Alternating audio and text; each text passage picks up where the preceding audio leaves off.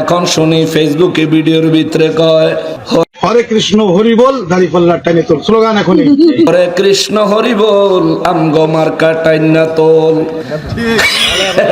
না আমি আর হ্যাগো মার্কা কইলাম না, আমি তো রাজনীতির বক্তব্য দিতাম না, হ্যাগো মার্কাটা কইলাম না। কালকে দেখলাম ভিডিওর মধ্যে এক নেতা হিন্দু মন্দিরে যায় হিন্দুদের কাছে ভোট চাইতে যায় হরে কৃষ্ণ হরি বল আমগো মার্কা টাইনা তোল। আমার আজকে আইতে আইতে মনে হইছে আমি কইতাছি হরে কৃষ্ণ হরি বল কইয়া টাইনা তোলে হিন্দুরা লাশ টাইনা তুইলা লইয়া যায় সীতার দিকে, ঠিক না? এই জন্য আমি চিন্তা করলাম ফরের লাইন তো মিলাই দেওয়ার লাগে, এই জন্য আমি একটু সিস্টেম করে মিলাই দিছি। হেরা কইছে হরে কৃষ্ণ হরি বল হেগো মার্কা টাইনা তোল, আমি কইলাম ফরের লাইন হলো বল হরি হরি বল আমগো মার্কা সীতায় তোল। ঠিক কিনা বলেন? ধর্ম বেচ্চা নেতা হওয়া লাগবে কেন? আরো আফসোসের সঙ্গে বলতে হয় এরা মিলাদুন নবী মানে না, রাসূল সাল্লাল্লাহু আলাইহি ওয়াসাল্লামকে দাঁড়াইয়া তাজিম করে সালাম দিতে চায় না, মিলাদ শরীফের তাবারুক খেতে চায় না, কিন্তু মূর্তির সামনে দাঁড়াইয়া তাজিম ঠিকই দেয়, পূজার মণ্ডপে বসে কলা পাতায় করে পূজার প্রসাদ ঠিকই খায়। তারা মন্দিরের দারোয়ান হয়ে গেল নামের আগে মোহাম্মদ, অথচ নামের আগে মোহাম্মদ ওয়ালা এই মানুষগুলো এদেশে 100-র বেশি মাজার শরীফ ভাঙা হলো। এই ব্যাপারে প্রতিবাদ তো দূরে থাক, একটু দুঃখ প্রকাশ পর্যন্ত করে নাই, ঠিক কিনা বলেন? তাহলে তাদের কর্ম থেকে আমরা কি রেজাল্ট নিব? এদের দ্বারা শিরকের আড্ডাখানা মন্দির রক্ষা পাবে, শিরক উৎখাতকারী বেদিনকে দ্বীনের দাওয়াত দেনেওয়ালা আল্লাহর ওলিদের দরবারের কোন নিরাপত্তা এরা দিবে না, ঠিক কিনা বলেন? আফসোস মুসলমানেরা রে, আমার পেয়ারা নবীর উম্মতেরা রে, আমার নূর নবী রাহমাতুল লিল আলামিনের মিলাদুন নবী সাল্লাল্লাহু আলাইহি ওয়াসাল্লামকে কেন্দ্র করে আমরা মিলাদুন নবীর জুলুস আয়োজন আঞ্জাম মিছিল মিটিং কেন করি? কারণটা কি? কারণ হলো আমার আল্লাহ খুদ নিজে রূহের জগতে আল্লাহ খুদ নিজে একটা মাহফিলের আয়োজন করলেন। ওই মাহফিলে শ্রোতা বানালেন শুধুমাত্র নবীদেরকে, ওই মাহফিলের সভাপতি বানালেন আমার নূর নবী রহমাতুল লিল আলামিনকে। জোরে বলেন সুবহানাল্লাহ। মাহফিলে শ্রোতা আছে, সভাপতি আছে, বক্তা লাগতো না, কথা কন না, বক্তা লাগবো না? খোদ রব্বুল আলামিন নিজেই বক্তা হয়ে গেলেন। আল্লাহু আকবার। খোদ রব্বুল আলামিন নিজেই বক্তা হয়ে গেলেন। শ্রোতা আছে, সভাপতি আছে, বক্তাও আছে, বক্তব্যের বিষয় লাগবে না, লাগতো না? বক্তব্যের বিষয় ছাড়া কিসের উপর বক্তব্য দিবে? এ বাবা, যারা নির্বাচনের মজলিস করে তাদের বক্তব্যের বিষয় হলো নির্বাচন। যে যেই মার্কার জনসভা করে তার বক্তব্যের বিষয় হলো তার মার্কার নির্বাচনী প্রচারণা। মহান রব্বুল আলামিন রূহের জগতে একটা মাহফিলের আয়োজন করলেন, শ্রোতা রাখলেন, সভাপতি রাখলেন, আল্লাহ নিজে বক্তা হলেন, বক্তব্যের বিষয় নির্ধারণ করেছিলেন আমার নবীর মিলাদুন নবী। জোরে বলেন সুবহানাল্লাহ। আমার নবীর মিলাদুন নবীর ওয়াজ সর্বপ্রথম করেছেন কে? আরো জোরে বলেন না কে? আমার নবীর মিলাদুন নবীর ওয়াজ সর্বপ্রথম শুনেছিল সমস্ত নবী রাসূলেরা। কুরআনুল কারীমে সূরা আলে ইমরানের 81 নম্বর আয়াতে বর্ণনা করলেন কে? সুবহানাল্লাহ। নবীর মিলাদুন নবীর মাহফিল আমরা করলে আমাদেরকে বিদআতি বলে, বলে না? কেন বলে? সাহাবায়ে কেরাম নবীর যুগে এইভাবে মিলাদুন নবী হয় নাই, এই জন্য তারা আমাদেরকে বলে বেদাতি। নবীর যুগে এইভাবে ছিল না, সাহাবীদের যুগে এইভাবে ছিল না। এই কারণে যদি এটা বেদাত হয়, আমি ওই ব্যক্তির কাছে জানতে চাই। গুরুত্ব দিয়ে শুনবেন, আমি গঠনমূলক আলোচনা করার চেষ্টা করব। রব্বুল ইজ্জাত কালামে হাকিমের মধ্যে সূরা আলে ইমরানে আমার নবীজির মিলাদুন নবীর মাহফিলের বর্ণনা দিলেন। আল্লাহ বলেন, বিসমিল্লাহির রহমানির রহিম, ওয়া ইয আখাযাল্লাহু মিসাকান নাবিয়িনা লামা আতাইতুকুম মিন কিতাব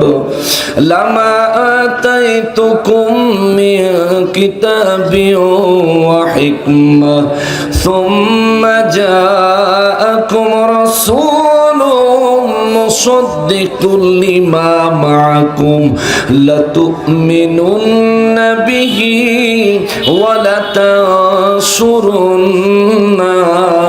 চিৎকার দিয়া বলেন সুবহানাল্লাহ। রব্বুল আলামিন বলেন, নবী গো, ওয়া ইযা খাযাল্লাহু মিসাকান নাবিয়িন, হে নবী আপনি স্মরণ করেন ওই দিনের কথা, মনে করেন ওই দিনের কথা যেদিন আমি আল্লাহ সমস্ত নবীদের থেকে প্রতিশ্রুতি নিয়েছিলাম, প্রতিজ্ঞা করাইছিলাম, যেদিন সমস্ত নবীদেরকে আমি আল্লাহ শপথ করাইছিলাম। চিৎকার দিয়া বলেন সুবহানাল্লাহ। এই যে শপথ করানোর দিনের কথা আল্লাহ বলতেছেন, এই ঘটনাটা দুনিয়ায় নয়, এটা রূহের জগতে, এটা রূহের জগতের ঘটনা। কিন্তু আমার আল্লাহ কোরআনুল কারীমে বর্ণনা দেওয়ার সময় আল্লাহর কুদরতের ভাষার হিকমত প্রকাশ করলেন। আল্লাহ সরাসরি বললেন না, ওই মজলিসে আমার নবী ছিলেন। দুনিয়াবাসীরা শোনো, আমার হাবিব ওই মজলিসে ছিলেন। আমার আল্লাহ ডাইরেক্ট এমন কোনো কথা বললেন না, আল্লাহ ইশারাতান দলিল দিলেন। আল্লাহ নবীজিকে বললেন, নবী গো স্মরণ করেন ওই দিনের কথা যেই দিন আমি সমস্ত নবীদের কাছ থেকে শপথ গ্রহণ করেছিলাম। যেহেতু আমার নবীকে স্মরণ করতে আল্লাহ বলতেছেন, আল্লাহ এই স্মরণ করার কথা দিয়া বিশ্ববাসীরে ইশারা দিলেন। ওই মজলিসে আমার হাবিবুল্লাহ উপস্থিত ছিলেন। সুবহানাল্লাহ। আজকের মাহফিলের সভাপতি সাহেব আছেন, আসেনিও, কিন্তু বিডিআর সাহেব আসতে পারে নাই। বিডিআর সাহেব আইসেনি, অসুস্থ। এখন এই সভাপতি সাহেবরে যদি কালকে কেউ বলে গত রাইতে নকশবন্দি হুজুর কি বলছে মনে আসেনি, সভাপতি সাহেব বলবেন পুরো বক্তব্যই তো শুনছি, কোনটার কথা বলতেছ বলো। কিন্তু বিডিআর সাহেবের কালকে কেউ হাসপাতালে যায় যদি কয় কালকে নকশবন্দি হুজুর কি ওয়াজ করছে আপনার মনে আসেনি, বিডিআর সাহেব কি কইব, এবার আমি কি আসছিলাম না আমার মন থাকবে। আমার রব্বুল ইজ্জাত তেমনি ভাবে আল্লাহ বললেন, ওয়া ইযা খাযাল্লাহু মিসাকান নাবিয়িন। আল্লাহু আকবার। রব্বুল ইজ্জাত বললেন, নবী গো স্মরণ করেন ওই দিনের কথা যেই দিন আমি আল্লাহ সমস্ত নবী রাসূলদের থেকে শপথ নিয়েছিলাম, অঙ্গীকার করাইছিলাম, সমস্ত নবী রাসূলদেরকে আমি আল্লাহ প্রতিজ্ঞাবদ্ধ করাইছিলাম। ও নবী ওই দিনের কথা স্মরণ করেন। ওই দিন বক্তব্য দিছি আমি, বক্তব্য শুনছে সমস্ত নবীরা। ওই দিন শপথ গ্রহণ করাইছি আমি, শপথ গ্রহণ করেছে সমস্ত নবীরা। শপথ করলো কিসের উপরে? আমি আল্লাহ শপথ করার আগে তাদেরকে প্রস্তাব দিলাম, এ নবীরা গো, এ নবীরা, মিসাকান নাবিয়িনা লামা আতাইতুকুম মিন কিতাবি ওয়া হিকমা। আমি আল্লাহ আপনাদেরকে আসমানি কিতাব দিব, আমি আল্লাহ আপনাদেরকে আমি আল্লাহর কুদরতের হিকমত দান করব। আমি আপনাদেরকে কিতাব দিব, আমি আপনাদেরকে আমার কুদরত থেকে হিকমত দিব। এরপরে আল্লাহ কয় লামা আতাইতুকুম মিন কিতাবি ওয়া হিকমা। সর্বপ্রথম নবীগণে কি দিব আল্লাহ বলে দিলেন, আমি আসমানি কিতাব দিব, আমি আল্লাহ আপনাদেরকে হিকমত দিব। কিন্তু এগুলো দেওয়ার কারণ আপনাদেরকে নবী হিসেবে সৃষ্টি করার কারণ, আপনাদেরকে নবুয়ত মোবারক রূহের জগতে সৃষ্টি সূত্রেই নবী বানানোর কারণ হলো সুম্মা জাআকুম রাসূলুন, অতঃপর আপনাদের মাঝে আমার এই রাসূল, আমার এই রাসূল, আমার এই রাসূল যখন আগমন করবে, সুম্মা জাআকুম রাসূলুম মুসাদ্দিকুল লিমা মাআকুম, আমার এই রাসূল দুনিয়ায় আসার পরে তিনি বলবে আপনাদেরকে আমি আল্লাহ যে কিতাব দিছি, আপনাদেরকে আমি আল্লাহ যে হিকমত দিছি, এটা সত্য, আমি আল্লাহই দিছি, আপনাদেরকে নবী আমি আল্লাহ বানাইছি। এই কথার একমাত্র চাক্ষুষ সাক্ষীদাতা হবেন আমার হাবিব রাহমাতুল লিল আলামিন। চিৎকার দিয়া বলেন সুবহানাল্লাহ।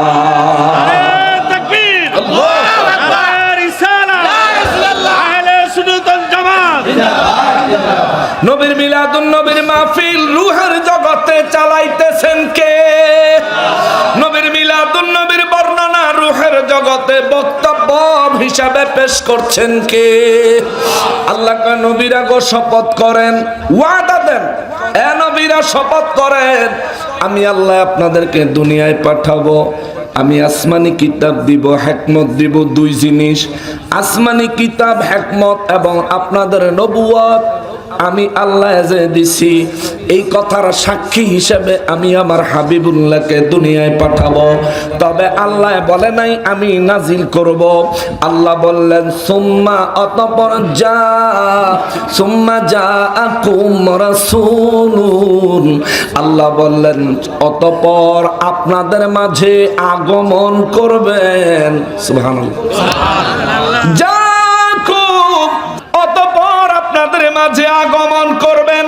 ইচ্ছা করলে আল্লাহ বলতে পারতেন আমি পাঠাবো, আল্লাহ বলেন, আল্লাহ বললেন আগমন করবেন।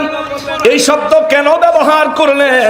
ব্যবহার করার কারণ হলো আল্লাহ বুঝাইয়া দিল নবীরা গো, আমি আল্লাহ শুধুমাত্র আমার ইচ্ছায় আমার হাবিবুল্লাহকে দুনিয়ায় পাঠাইয়া দিব তা না, আমার হাবিবুল্লাহ যখন দুনিয়ায় তশরিফ নিতে চায় আমি আল্লাহ আমার হাবিবকে তখনই দুনিয়ায় পাঠাবো। এই জন্য আমি আল্লাহ নাজিলের কথা না বলে যা বললাম, অর্থাৎ আমার হাবিব আমার রাসূল আপনাদের মাঝে আগমন করবে আমি আল্লাহর ইচ্ছায়। চিৎকার দিয়া বলেন সুবহানাল্লাহ। এই জায়গায় বুঝার ব্যাপার আছে, সর্বপ্রথম আমার নবী আগমন করবেন, জাআকুম কে বললেন? কোরআন শরীফ আসেনি? নবী আগমন করবেন, নবীর আগমন কোরআনের ভাষায় জাআকুম, হাদিসের ভাষায় হলো মিলাদুন নবী। সুবহানাল্লাহ। কোরআনের ভাষায় জাআকুম রাসূলুন, তোমাদের মাঝে আমার এই রাসূল আগমন করবে। কোরআন যাকে বলে যা, হাদিস যা, হাদিসের ভাষায় তাকে বলে মিলাদ। কোরআনুল কারীমে আমার আল্লাহ আমার রাসূলের আগমনের সংবাদ দিলেন, নিজে ওয়াজ করলেন, প্রতিজ্ঞা নিলেন, প্রতিশ্রুতি নিলেন, সমস্ত নবীদের রূহ থেকে, সমস্ত নবীদের থেকে যখন এই দুনিয়ায় একজন মানুষও আসে নাই, যখন আদম নবীর সৃষ্টিও আমার আল্লাহ করে নাই, অর্থাৎ আদম নবীর দেহ আমার আল্লাহ বানায় নাই, কিন্তু আদম নবীর রূহ মোবারক আল্লাহ বানাইছে। সমস্ত নবীদেরকে রূহের জগতে আল্লাহ নবী বলে সম্বোধন করেছেন। মিসাকান নবীন, আল্লাহ সমস্ত নবীদেরকে নবী বলে সম্বোধন করেছেন রূহের জগতে। আল্লাহ একবারও নবীদের রূহ বলে নাই, আল্লাহ ডাইরেক্ট নবী বলেছেন। কিন্তু তখন কোন নবীর দেহ নাই, শুধু রূহ আছে, শুধু রূহ আছে। আল্লাহ নবী বলে বুঝাইয়া দিলেন রূহ ছাড়া হলেও নবীদের দেহ নবী রুহু সহ হলেও নবীদের দেহ নবী। রুহু আলাদা হইলে রুহু নবী, দেহ আলাদা হইয়া গেলে দেহ নবী। নবীরা নবী, তাদের সৃষ্টি হয়েছে নবী হিসাবে, তাদের দেহের সমন্বয় হইল নবী।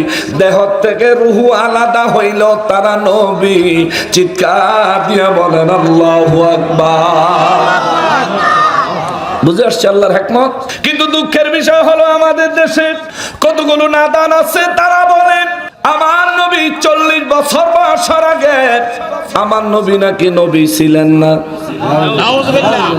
আমাদের দেশে কিছু মানুষ এমন বলে যে তিনি 40 বছর বয়সে নবুয়তি বেলে পাইছে। কোন ব্যক্তি নবুয়ত পাওয়ার আগে রাসূল হতে পারে? বলেন, কোন ব্যক্তি নবুয়ত পাওয়ার আগে রাসূল হতে পারে? কোন ব্যক্তি নবুয়ত পাওয়ার আগে রাসূল হতে পারে না। কিন্তু রূহের জগতে আমার নবী কি সুম্মা জাআকুম রাসূলুন, আল্লাহ রাসূল বলে সম্বোধন করলেন কেন? বোঝা গেল আমার রাসূল দুনিয়ায় আসার পরে 40 বছর বয়সে নবুয়তি পাইছে, এটা ভুয়া কথা। আরে আমার নবী ওই রূহের জগতে যখন এই দুনিয়ায় আদম নবীকে পাঠানোর জন্য আমার আল্লাহ যখন আদম নবীর দেহ মোবারক বানায় নাই, তখন ওই আমার আল্লাহ রূহের জগতে সমস্ত নবীদেরকে নবী বলে সম্বোধন করলেন, আর আমার নবীকে রাসূল বলে সম্বোধন করলেন। আর নবী কারে কয় আর রাসূল কারে কয়? নবী হলেন তারা যাদের কাছে গায়েবের সংবাদ আসে। সুবহানাল্লাহ। নবী হলেন তারা যারা গায়েবের সংবাদ দিতে জানে। আল্লাহ সবাইরে নবী বলে সম্বোধন করলেন। কিন্তু রাসূল কারে কয়? যার কাছে নবুয়ত আছে, অর্থাৎ গায়েবের খবর আছে, যে চাইলেই গায়েবের সংবাদ দিতে পারে, এবং ওই সংবাদের পক্ষে দলিল হিসেবে যার কাছে আসমানি কিতাব আছে তাকে বলা হয় নবী এবং রাসূল। যার কাছে নবুয়ত আছে, আসমানি কিতাব আছে এবং আল্লাহর হিকমত আছে, এই তিন জিনিস যার মধ্যে বিদ্যমান তাকে বলা হয় রাসূল। রূহের জগতে আমার নবীকে রাসূল বলে আমার আল্লাহ দুনিয়াবাসীরে মেসেজ দিলেন, ওরে আমার হাবিবুল্লাহ 40 বছর বয়সের নবী না রে, আমার হাবিবুল্লাহ সৃষ্টি সূত্রে নবী এবং রাসূল। চিৎকার দিয়ে বলেন সুবহানাল্লাহ। আল্লাহু আকবার। আলাইহিস সালাম ইয়া রাসূলুল্লাহ। তাকবীর। কষ্ট হচ্ছে আপনাদের? এইটুকু বুঝছেন? আমার নবী দুনিয়ায় আসার আগে রাসূল, শুধু নবী না রাসূল। আর ব্যাখ্যা 40 বছর বয়সে আমার নবী বলে রিসালাত নবুয়ত পাইছে। এরপরে তো রিসালাত কবে পাইছে? নবী হইছে 40 বছর বয়সে, তো রাসূল কবে হইছে? নবী আর রাসূল দুইটার মর্যাদা মর্তবা এক না। আহাম্মকের দল কোরআনও পড়ে না, কোরআনও বুঝে না। নির্বাচনের আগে কয় সৎ নেতা চাই, আল্লাহর আইনের বাস্তবায়ন চাই। আল্লাহুম্মা সাল্লি আলা সাইয়্যিদিনা মাওলানা মুহাম্মদ ওয়া আলা আলি সাইয়্যিদিনা মাওলানা মুহাম্মদ। মুসলমানেরা রে, আমার পেয়ারা নবীর উম্মতেরা রে, রব্বুল আলামিন আমার নূর নবী রাহমাতুল লিল আলামিনকে রূহের জগতে রাসূল বলে সম্বোধন করলেন। এবং এই রাসূলের প্রথম কাজ হলো মুসাদ্দিকুল লিমা মাআকুম।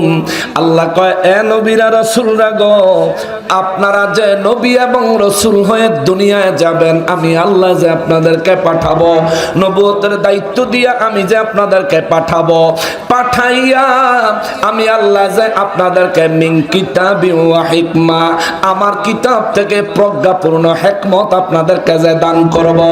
এ নবীরা গো, আমি রব্বুল আলামিন আপনাদেরকে যে কিতাব দিলাম, হিকমত দিলাম, এই টোটাল বিষয়টা আমি আপনাদেরকে দিছি। আরে আমি আল্লাহ আপনাদেরকে দিছি, আমি আল্লাহ আপনাদেরকে বানাইছি, আমি আল্লাহ আপনাদেরকে নবী হিসাবে নির্ধারণ করেছি, আমি আল্লাহ আপনাদেরকে নবুয়ত এবং রিসালাতের দায়িত্ব দিয়ে দুনিয়ায় পাঠাইছি। এই কথার সত্যতা, এই কথার পক্ষে সাক্ষী দিবেন আমার রাসূল রাহমাতুল লিল আলামিন। জোরে বলেন সুবহানাল্লাহ। আমার নবীর মিলাদুন নবীর মাহফিল সর্বপ্রথম করলেন কি? আল্লাহ। জোরে কর আল্লাহ। সর্বপ্রথম আমার নবীর মিলাদুন নবীর মাহফিল করলেন কি? আল্লাহ। দলিল আসেনি? আছে। কোরআন শরীফের 3 নাম্বার সূরা, সূরা আলে ইমরান। কয় নাম্বার সূরা? আলে ইমরান। 3 নাম্বার সূরা, সূরার নাম হলো সূরা আলে ইমরান। আয়াতের নাম্বার হইল 81। আয়াত মুখস্থ করা তো কঠিন হয়ে যাইব, আয়াতের নম্বরটা মনে রাখতে। তাইলে আপনি যদি বাংলা অনুবাদের যে কোনো কোরআন শরীফ পান, কারো লগে যখন লাইগা যাইবেন, তখন তো লাইগা জায়গা গায়ের উপরে ফুইরে লেগে যায়, আছে না? লাইগা গেলে বলে বাবা ঝগড়ার দরকার নাই, ওযু কর, আয় কোরআন শরীফ খুলি, বাংলা অনুবাদের কোরআন শরীফটা খুললা সূরা আলে ইমরানের 81 নাম্বার আয়াতটা বিছরায়া বাইর করবেন। লাগলে চশমা লাগাই লইবেন, বুঝছেন নি? লাগলে চশমা লাগাই লইবেন, বিছরায়া বাইর করবেন। এটার ব্যাখ্যা বিশ্লেষণে যাওয়া লাগতো না, খালি বাংলা অনুবাদটা তারে দেখাইলেই তার জ্ঞানে চলে আসবে। আল্লাহ যদি হেদায়েত দেয় নবীর প্রেমিক হইয়া যাইবো, আর নাইলে আবু জাহিল্লাহ হেদায়েত না পাইলে আমরা কিছু করার আছে? আবু জাহিল্লার হলো কপাল পোড়া, কপাল পোড়া আবু জাহিল্লাহ। আবু জাহিল্লার ছেলে হইয়া ইকরামা রাদিয়াল্লাহু তাআলা আনহু আল্লাহর রাসূলের সাহাবী জান্নাতি। সুবহানাল্লাহ। আবু জাহেলের ছেলে ইকরামা, আল্লাহ আমারে দয়া করছে, আমি হযরত ইকরামা রাদিয়াল্লাহু তাআলা আনহুর মাজার শরীফ জর্ডানে জিয়ারত করার সুযোগ হয়েছে। আলহামদুলিল্লাহ, আলহামদুলিল্লাহ। আহা, সেখানে জিয়ারত করতে পেরেছি। এজন্য বলি, আপনার কাজ, আমাদের কাজ হলো কি? সত্য তুলে ধরা। কেউ যদি মানলো ওয়েলকাম, আর যদি না মানে তাহলে তোর নসিব তুই খাইলি, তোর কপাল তুই পড়লি। কারণ তোর কবরে আমি যাব না, আমার কবরে তুই যাবি না। আল্লাহর কোরআন যেটা বলে, নবীর সুন্নাহ মোবারক যেটা বলে, ইজমা এবং কিয়াসের আলোকে আইম্মায়ে কেরাম যেটা বলেছে, আমি সেটাই মানবো, এর বাইরে কদম রাখবো না। মুসলমানের আরে, আমার পেয়ারা নবীর উম্মতের আরে, রব্বুল আলামিন সমস্ত নবীদের কাছ থেকে অঙ্গীকার নিবেন, শপথ নিবেন।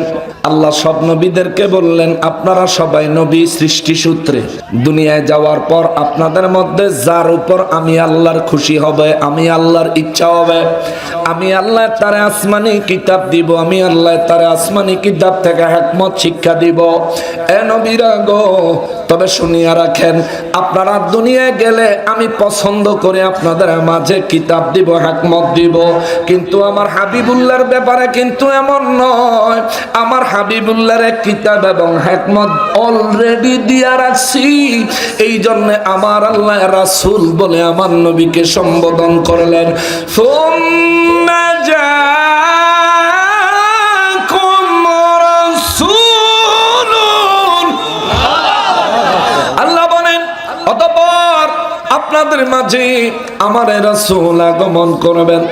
এসেই আমার নবীজির প্রথম কাজ হলো মুসাদ্দিকুল লিমা মাআকুম, আপনাদের সাথে নবুয়ত এবং আসমানি কিতাবের জন্য, আসমানি কিতাব এবং হিকমত আপনাদের জন্য যা আমি আল্লাহ নির্ধারণ করেছি। আমার হাবিবুল্লাহর প্রথম কাজ হবে, আপনারা সবাই সত্য নবী ছিলেন, আপনাদের উপরে আসমানি কিতাব সত্যি নাজিল হয়েছিল, আপনাদের উপর আসমানি কিতাব আমি আল্লাহ নাজিল করেছি। আমার হাবিবুল্লাহ এই কথার সাক্ষী দিবেন। সুবহানাল্লাহ, আমার রাসূল এই কথার সাক্ষী দিবেন।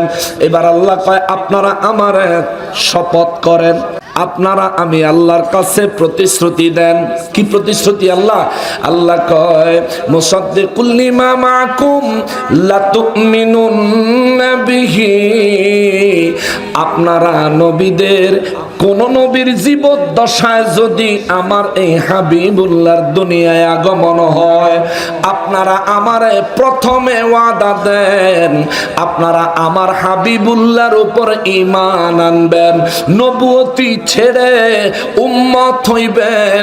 ওয়ালা তাসুরুন্না, আমার হাবিব যেভাবে দিক নির্দেশনা দিবে ঠিক সেইভাবে আমার নবীর সাহায্যকারী হইবেন। আমি আল্লাহকে এই ওয়াদা দেন। চিৎকার দিয়া বলেন সুবহানাল্লাহ। এই আয়াত দিয়া সমস্ত নবীদেরকে আমার আল্লাহ দুইটা নির্দেশ দিলেন। কয়টা নির্দেশ দিছে? এক হলো আমার হাবিব আপনাদের জীবদ্দশায় এসে গেলে ঈমান আনবেন। দ্বিতীয়, আমার হাবিব আপনাদের জীবদ্দশায় এসে গেলে আমার হাবিবুল্লাহ সাহায্যকারী হবেন। একটু বুঝেন, এই দুই কথা সব নবীদেরকে আমার আল্লাহ কেন বললেন?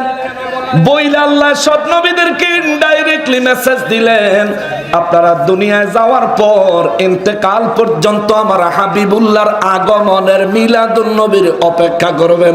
সুবহানাল্লাহ। আল্লাহ মেসেজ দিল আপনারা অপেক্ষা করবেন, মওত পর্যন্ত অপেক্ষা করবেন। আমার সৃষ্টির কোন জায়গা থেকে যদি এলান আসে আমার হাবিবুল্লাহ এসে গেছে, সঙ্গে সঙ্গে নবুয়তি শেষ, আমার হাবিবুল্লাহর উপর ঈমান আনবেন আর আমার হাবিবুল্লাহর খাদেম হয়ে যাবেন। আমার হাবিবুল্লাহর হুকুম মোতাবেক আপনারা অবশিষ্ট হায়াতে জিন্দেগি কাটাইবেন। চিৎকার দিয়া বলেন আল্লাহু আকবার। রূহের জগৎ থেকে নবীদেরকে আমার আল্লাহ নির্দেশ দিয়া দিলেন আমার নবীর মিলাদুন নবীর অপেক্ষা করতে। সুবহানাল্লাহ, সুবহানাল্লাহ, জোরে কন্না সুবহানাল্লাহ, সুবহানাল্লাহ। ওই নবী আমার ওই মায়ার নবী রহমাতুল লিল আলামিন আগমন করলেন।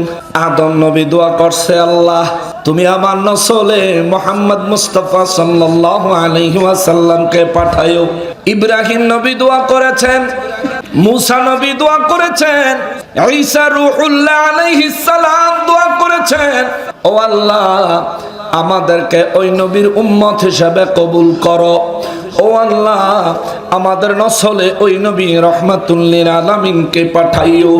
এই জন্য আমার নবী বলেন, আমার আল্লাহ আমি নবীকে যখন দুনিয়ায় মা আমেনার গর্ভ মোবারকের মাধ্যমে আমাকে আমার আল্লাহ যখন দুনিয়ায় পাঠাইছে, আরে সাহাবীরা রে, এই দুনিয়ার প্রত্যেকটা মানুষকে মেসেজ দিয়া দাও, আদম নবী থেকে আরম্ভ করে আমার মা আমেনা পর্যন্ত আল্লাহ আমি নবীকে যেই যেই দেহ থেকে স্থানান্তর করতে করতে বা আমেনার গর্ভ মোবারকের মাধ্যমে আল্লাহ আমারে যখন দুনিয়ায় পাঠায়, আদম নবী থেকে আরম্ভ করে আমার মা আমেনা পর্যন্ত এই পুরো সিলসিলার মধ্যে, পুরো বংশ তালিকার মধ্যে একজনও কাফের ছিল না, একজনও বেঈমান ছিল না, একজনও নাফরমান ছিল না, একজনও জিনাকারী ছিল না, একজনও মূর্তি পূজক ছিল না। চিৎকার দিয়া বলেন আল্লাহু আকবার। আমার নবী বলেছেন আদম নবীর থেকে আরম্ভ করে আমার আম্মা আব্বা পর্যন্ত একজনও কোনোদিন মূর্তির পূজা করে নাই। কিন্তু আমাদের দেশে আমার নবীর উপর জুলুমের কথা বলতে যায় জালিমের দল এত বাড়া বেড়েছে। এই জালিমের দল বলে আমার নবীর আব্বা আম্মা নাকি জাহান্নামী হবে। চিন্তা করে, যেই নবীর মা, যেই নবীকে আল্লাহ না বানাইলে কিছুই বানাইতো না, সুবহানাল্লাহ, সুবহানাল্লাহ, ওই নবীকে দুনিয়ায় পাঠানোর জন্য আল্লাহ বুঝি জাহান্নামী মা বাপ পছন্দ করব। এটা কোনো কথা? নবীর জন্য মা বাপের নির্ধারণ করছে কি? আল্লাহ। কথা বলেন না কেন? কে? আল্লাহ। আমার নবীর জন্য মা বাপের নির্ধারণ করছে আল্লাহ। তো আল্লাহর এই নির্ধারণের ভিতরে একজন ইমানদারও ছিল না যার মাধ্যমে রাসূলকে পাঠাবে দুনিয়ায়। এটা কি বিশ্বাস করা যায়? এই ধরনের কথা যারা বলে জ্ঞানী না আহাম্মক, জ্ঞানী না আহাম্মক, এই আহাম্মকেরাই দেশে বড় মুফতি, এই আহাম্মকেরাই ফেসবুকে ছবি দেয় মসজিদ আকসা ভাঙ্গা ফেলাইছে, ঠিক কি না? এই আহাম্মকেরা ফেসবুকে ছবি দিছে মসজিদ আকসা বলে ভাঙ্গা লাইছে। আমরা তখন মসজিদ আকসা যখন ভিডিও দিয়া হ্যাগো পরিকল্পনা ভাঙ্গা দিলাম, হ্যাগো পরিকল্পনা ছিল মসজিদ আকসা ভাঙ্গা দিছে, ভাঙ্গা গেছে, এটা আপনাদেরকে দেখাইয়া সারা বাংলাদেশ থেকে টাকা কালেকশন করব, হেরা মসজিদ আকসা ঠিক করতে যাইব। আচ্ছা বলেন তো বাবা, আপনার এই বাঞ্ছারামপুরে যদি মসজিদ আকসা ভেঙে ফেলেছে, সংস্কারের জন্য কেউ সাহায্যের জন্য আসে, আপনি কি কিছু টাকা পয়সা দিতেন না? তৌফিক অনুযায়ী দিবেন। কেন? আর এটা মুসলমানের এক সময়ের কাবা। আমার রাসূল 17 মাস ওই কাবার দিকে ফিরে নামাজ আদায় করেছেন। মেরাজের রাতে আমার রাসূল সেখানে ইমামতি করেছেন। আর যেন ডিস্টার্ব না হয়, আর যদি ডিস্টার্ব হয় সোজা মিলাদ পড়ে দিয়ে নেমে যাবেন। মহব্বতে বলেন আল্লাহুম্মা সাল্লি আলা সাইয়্যিদিনা মাওলানা মুহাম্মদ ওয়া আলা আলি সাইয়্যিদিনা মাওলানা তৌফিক দিও গো আল্লাহ, গুনাহ হইতে বাঁচিবার আমল করিতে দিও, সুন্নত নবী মুস্তাফার আল্লাহুম্মা সাল্লি আলা সাইয়্যিদিনা মাওলানা মুহাম্মদ ওয়া আলা আলি সাইয়্যিদিনা।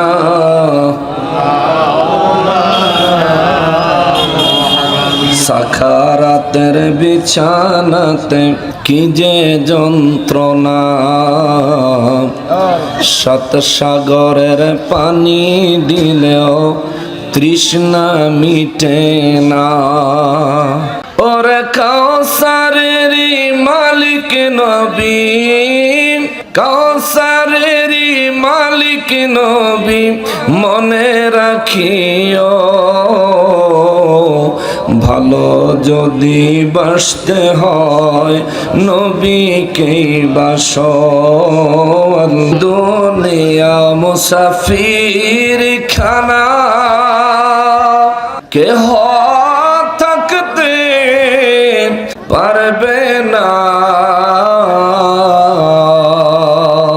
कोई आगे कोई पीछे हो जाएगा रवाना। अल्लाहुम्मा सल्ली अला सय्यिदिना मौलाना मुहम्मद वा अला आली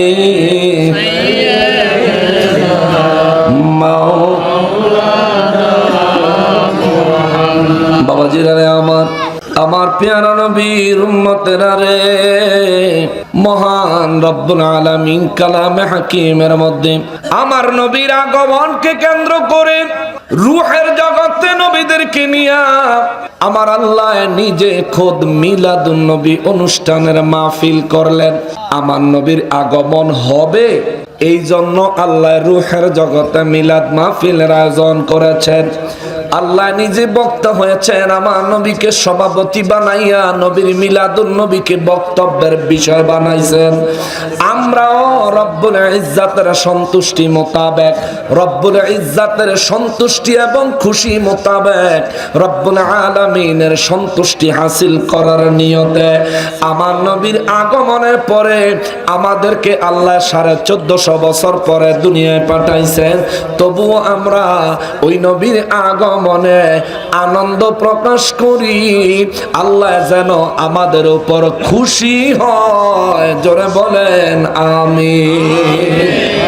এই কারণেই তো নাকি মুসলমানেরা রে, আমার প্রিয় নবীর উম্মতেরা রে, আমার নবী রাহমাতুল লিল আলামিন নবী বলেন আমার মায়ের থেকে আরম্ভ করে আদম নবী পর্যন্ত যত জনের পিঠ থেকে পিঠে পিঠ থেকে পিঠে পিঠ থেকে পিঠে আমার আল্লাহ স্থানান্তর করেছেন। কেননা আদম নবী জান্নাত থেকে বের হয়ে যখন জমিনে আসে, আমি নবী আদম নবীর পেশানিতে, আর এক বর্ণনায় আসছে আমি নবী আদম নবীর মেরুদণ্ড মোবারকে। সুবহানাল্লাহ। এ মুসলমান, আমার নবী আরো বলেন ইব্রাহিম নবীকে যখন আগুনে নিক্ষেপ করা হয় তখন আমি নবী ইব্রাহিম নবীর মেরুদণ্ডে। এই কারণে ইব্রাহিম নবীকে নমরুদ যখন আগুনে নিক্ষেপ করলো 40 দিন পর্যন্ত আগুনের ভিতরে রাখলো। জ্বলন্ত আগুন, ধাউ ধাউ করে আগুন জ্বলে, কিন্তু ইব্রাহিম নবীর একটা পশম জ্বলে না। কারণ কি জাননি? কারণ হইল আমি নবী তখন ইব্রাহিম নবীর মেরুদণ্ড মোবারকে। আমি নবী ইব্রাহিম নবীর মেরুদণ্ড মোবারকে। আমার নবী বলেন মুসা নবী সূরা আল-আরাফের 143 নম্বর আয়াতে কারিমা যদি পড়েন, এই আয়াতে কারিমার ব্যাখ্যা যদি আপনি পড়েন তাইলে দেখবেন সেখানে মুসা নবীর তুর পাহাড়ের ঘটনা আছে। আমার রব্বুল ইজ্জাত বলেন মুসা আলাইহিস সালাম আমি আল্লাহর সাথে কথা বলতে তুর পাহাড়ে আসলো। তুর পাহাড়ে আসার পরে মুসা নবী আমাকে বলল মালিক রে রব্বি আরিনি আনজুর ইলাইকা, আল্লাহ তুমি আমার একটু দেখা দাও, আমি শুধু তোমার একটু দেখবো। সুবহানাল্লাহ। আল্লাহ আমাকে একটু দেখা দাও, আমি শুধু তোমাকে একটু দেখবো।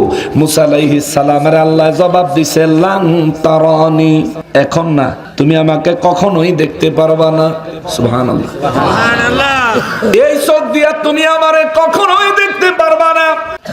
এরপরে আল্লাহ কয় মুসা রে, নবী হই একটা ফরিয়াদ করেছ, তোমার ফরিয়াদ তো তোমারে ফিরাইয়া দিতে পারি না। এ মুসা, তুমি নবী, তোমার ফরিয়াদ যদি একেবারে ফিরাইয়া দেই তাইলে এইটা তুমি নবুয়তের শানের সাথে যায় না, নবী হওয়ার মর্যাদার সাথে যায় না। নবীর সাথে আল্লাহর সম্পর্ক হলো এমন, নবীরা রবের কাছে যা চায় রব তাদেরকে তাই দিয়ে দেয়। আমি আল্লাহ তোমাদেরকে তাই দিয়ে দেয়। মুসা নবী রে, এ মুসা, তুমি যেহেতু আমারে দেখতে চাইলে রে মুসা, আমি রব্বুল ইজ্জাত তোমারে দেখা দিব না এমনটা বলি নাই, আমি বলেছি লান তারানি, তুমি আমারে দেখতে পারবা না। কারণ তোমার এই চোখ দিয়ে আমি আল্লাহকে দেখার মতন ক্ষমতা আমি আল্লাহ তোমার এই চোখের মধ্যে দেই নাই। কিন্তু মুসা, তোমার ফরিয়াদ আমি আল্লাহ ফিরাইয়া দিব না।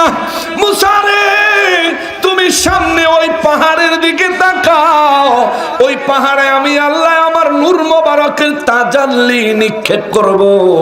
যদি ওই পাহাড়টা স্থির থাকে তাইলে তুমি আমারে দেখতে পারবা। সুবহানাল্লাহ। আল্লাহ কয় পাহাড়ের দিকে তাকাও, যদি ওই পাহাড়টা স্থির থাকে তাইলে তুমি আমি আল্লাহকে দেখতে পারবা। রব্বুল ইজ্জাতের কথা শুনে মুসা আলাইহিস সালাম পাহাড়ের দিকে তাকায় রইলেন। আল্লাহ কয় আমি আল্লাহ ফালাম্মা তাজাল্লা রাব্বাহু, আল্লাহু আকবার। আল্লাহ কয় আমি আমার একটু তাজাল্লি পাহাড়ে নিক্ষেপ করলাম, পাহাড়টা টুকরা টুকরা একেবারে রেজা রেজা হয়ে গেল। চিৎকার দিয়া কর আল্লাহু আকবার। আল্লাহ কয় মুসা নবী অজ্ঞান হয়ে গেলেন। সুবহানাল্লাহ। হায় হায় হায়, তুর পাহাড় জ্বলে গেল। ওই তুর পাহাড়ে আল্লাহ আমারে যাওয়ার নসিব করেছে, আলহামদুলিল্লাহ।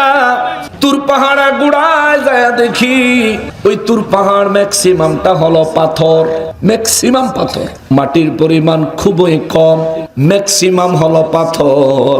এই পাথরের পাহাড় আল্লাহ পাকের নূরের তাজাল্লিতে জ্বলে সুরমা হয়ে গেল।